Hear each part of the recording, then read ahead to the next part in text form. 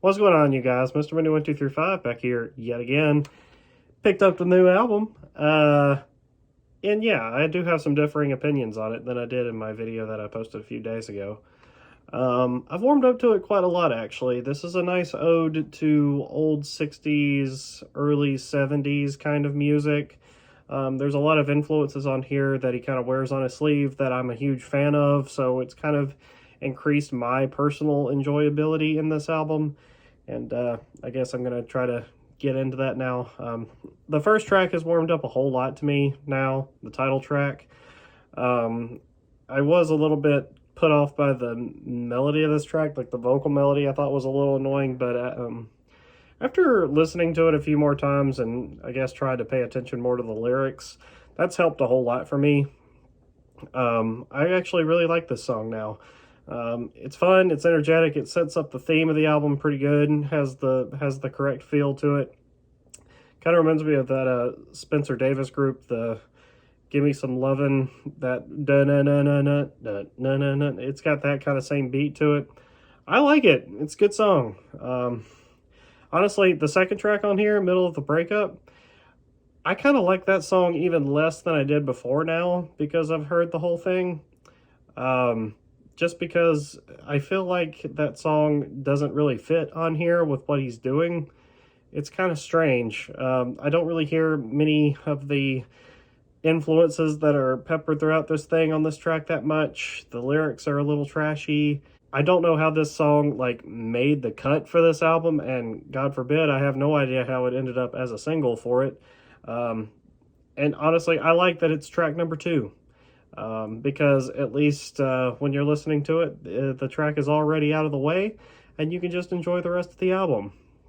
Because as I'm finding out, the real meat of this album isn't until you get past track number 4, which is funny because beforehand all we had was the first 4 tracks. I feel like he really saved the best for last, per se, on this. The next song, though, Don't Let the Light Go Out, I will say, is one of my favorite songs on the whole album, and one of my favorite songs of the entire Panic at the Disco discography, honestly. Don't Let the Light Go Out is awesome. It's got a great lyrics, great chorus, really strong chorus, and of course what everybody's been talking about with this album is those Brian May guitars come in on this track, and it sounds so cool. You can definitely hear the Queen influence on there. It sounds great. I love it. They come up a few more times on this album with those really anthemic guitar solos, and I don't know. It sounds great. You can definitely tell he's been listening to a lot of Queen. But not a bad thing whatsoever. I really, really like this song a whole lot. That, like I said, one of my favorites on the whole album. Top 3. Local God I've actually been enjoying a whole lot more than what I initially said before, just because of the whole paying attention to the lyrics thing. Like I said, it's I like the story that it tells. It's a good song. It doesn't like blow me away whatsoever, but it's still way more enjoyable than I initially said in my last video. I like this song a lot. I don't have a problem with it. Star Spangled Banger is the next track on the album, and initially I was a little put off by the chorus kind of chant thing on here. It was just not something I was really into. But I really enjoy the verses on here, though, like the really like kind of jazzy drums with the Thin Lizzy vocals going over the top. I mean, it sounds straight up like the Boys Are Back in Town verses on this thing. The way he's delivering the verses on this song, it sounds so much like Thin Lizzy, The Boys Are Back in Town off of the Jailbreak album. It's really good. It's really, really cool. I love how it sounds. But as I've been listening to it some more, I've really enjoyed the track as a whole. I mean, the chorus is almost fun to like shout along to, I guess, and chant.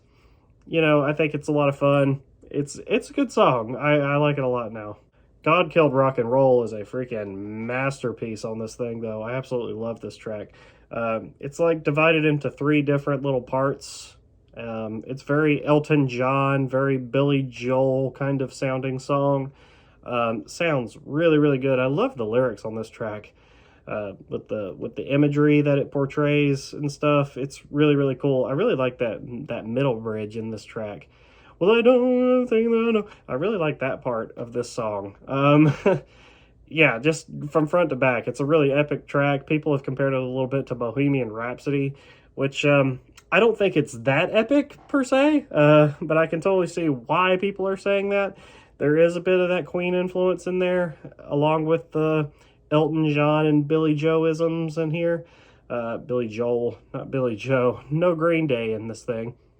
Maybe on Sugar Soaker. But yeah, I don't know. I love this song so much. Once again, it's up there with Don't Let the Light Go Out. Probably my second favorite song on the whole thing. Say It Louder is great. A really fast-moving, high-energy track. Just nothing bad to say about it. I really, really love the chorus especially. Sing it louder for the people, sing it louder for the people in the back. I really love that part. I mean, it sounds great. The melody in that sounds really, really cool. That's probably my favorite part of it. Sugar Soaker is great. Another really hard-hitting kind of, I don't know, it reminds me of like a really late 60s, early 70s pop song.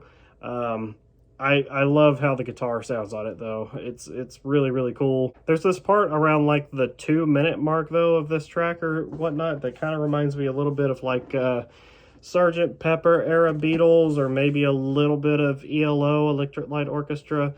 You know, I love both of these albums, and you can tell that there are some of this kind of sound sprinkled throughout this album, but that's just a particular section that kind of reminded me of those albums or that style.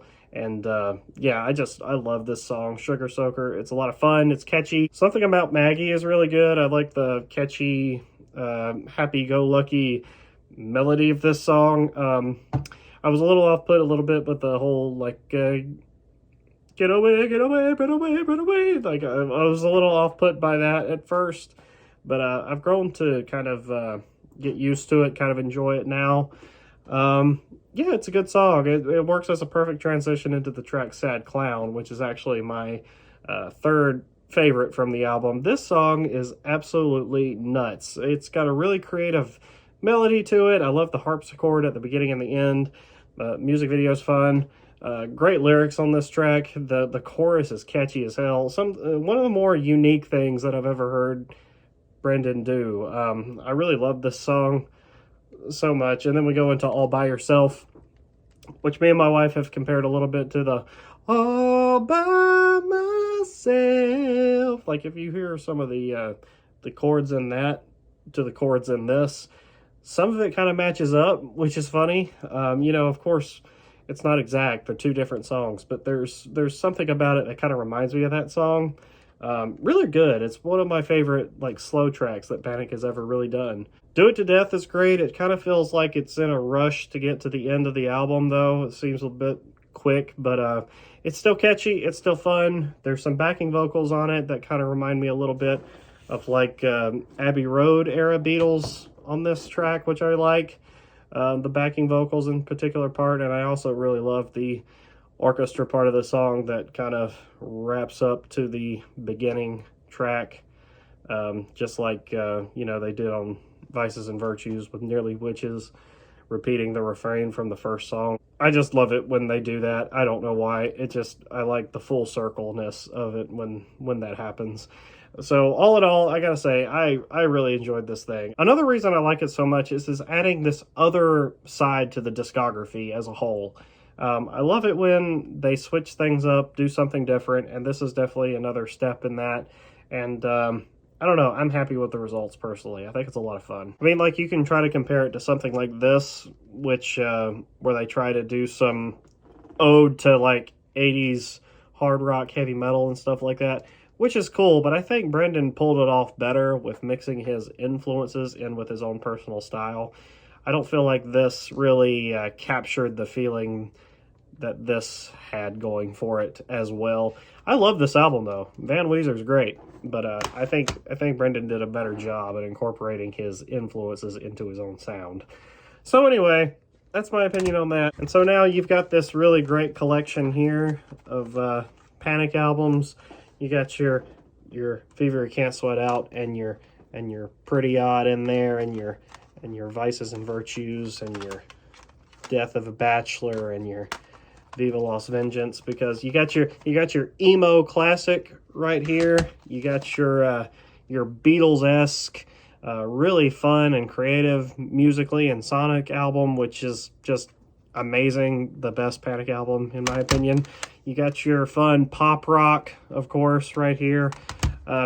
You've got your party music right here mixed in with your Frank Sinatra influences, which sounds freaking sick together. It shouldn't work, but it totally does. It's just perfect. And then you got your ode to like late 60s, early 70s rock and roll, which is fucking cool as hell. I mean, look, you like the diversity here is like off the freaking charts with how great this all is. You know, like Pray for the Wicked is good. It doesn't catch near the amount of highs that this all did. Too Weird to Live, Too Rare to Die is okay, but once again, you got your... These are the perfect 5 for me right here with the diversity, and I don't know. I guess I'm going to be following Brendan to the ends of the earth because he obviously has some good tastes, and he obviously loves music to make such great, diverse tracks and albums. So, yeah, I don't know. I love Panic at the Disco. I listened to that forever, and yeah, I really enjoyed the album. I've been listening to it for a long time, so looking for the new Muse album next week. So I'll probably come on here and talk about my favorite Muse albums and talk about the new Muse album next. And I saw that Gorillaz have a new track coming out called New Gold with Tame Impala and Booty Brown, which I heard the live version. Sounds freaking awesome. Can't wait to talk about that. So subscribe if you're interested in all that. This is a fun time. This is a good time for music right now. I'll see you guys soon. Mr. Mini 1235 out.